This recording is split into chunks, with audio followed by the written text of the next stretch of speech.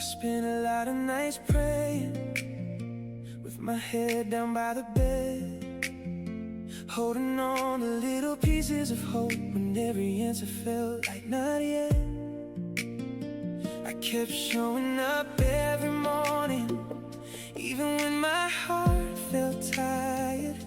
Kept watering dreams in the dark, believing they'd catch fire. Now the sky looks a little brighter, and the weight don't feel the same. It's like heaven whispered softly, everything is about to change.